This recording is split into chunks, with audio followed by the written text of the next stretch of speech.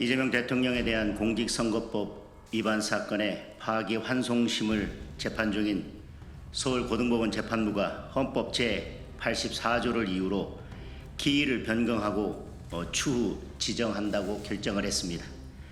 사법부가 정치 권력에 굴복해서 사실상 이재명 대통령의 임기가 끝날 때까지 재판을 진행하지 않겠다는 뜻을 밝힌 것입니다. 이제 이재명 대통령에 대한 나머지 형사재판도 진행되지 않을 가능성이 높아졌습니다. 법원의 이번 결정은 국민의 눈높이에 맞지 않을 뿐만 아니라 법리에도 전혀 맞지 않습니다.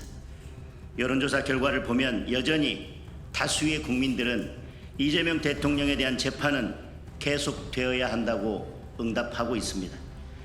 민주당은 대통령이 재직 중 재판을 받으면 대통령의 국정수행에 장애가 된다는 이유로 헌법 제84조의 불소추 특권의 소추에 대해 재판도 포함된다는 억지 주장을 하고 있습니다. 그러나 민주당은 홍준표 전 시장이 우리 당의 대통령 후보였던 2017년에는 불소추 특권의 소추에 재판은 포함되지 않는다고 주장했었습니다. 당시 민주당 송영길 대표는 홍준표 후보를 향해 대통령에 당선되더라도 헌법 제84조의 불소추 특권이 적용되지 않는다고 강하게 주장했었습니다. 또한 당시 헌법학자 10명을 상대로 설문조사를 실시한 결과 헌법학자 10명 중 7명은 대통령 신분이 이미 진행 중인 재판에는 영향을 미치지 않는다고 해석했습니다. 법제처가 2010년에 발간한 헌법 주석서에서도 헌법 제84조에서 말하는 형사상 소추는 기소를 의미한다고 기술하고 있습니다. 멀리 갈 것도 없이 민주당은 지난 윤석열 정부에서 대통령을 수사 대상에 포함시킨 특검 법안을 비상계엄 이전에만 19차례나 발의했습니다. 심지어 대통령 당선인 시절에 이미 2건의 특검법을 발의하기까지 했습니다. 논리는 헌법 제84조에 규정된 불소추 특권의 소추는 기소만 의미할 뿐 수사는 포함되지 않는다는 것이었습니다. 대한민국의 근간을 이루는 헌법이 한 사람을 위해 마음대로 해석되어서는 안 될 것입니다.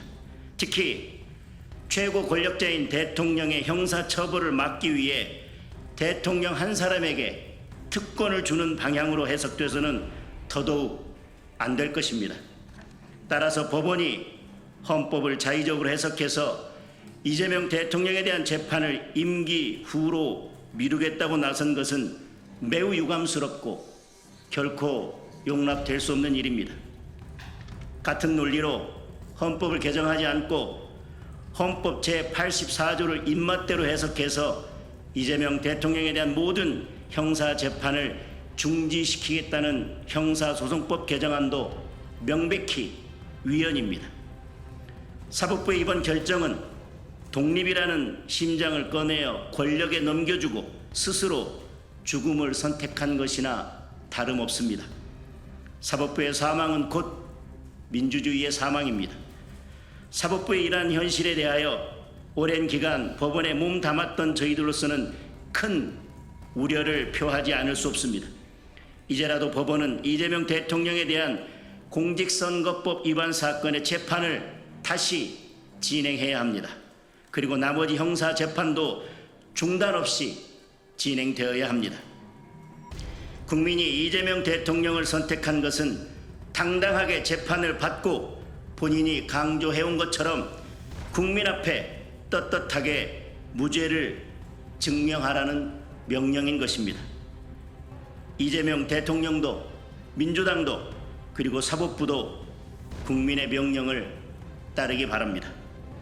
2025년 6월 10일 국민의힘 법관 출신 의원 주호영, 김기현, 나경원, 조배숙, 장동혁 이상입니다.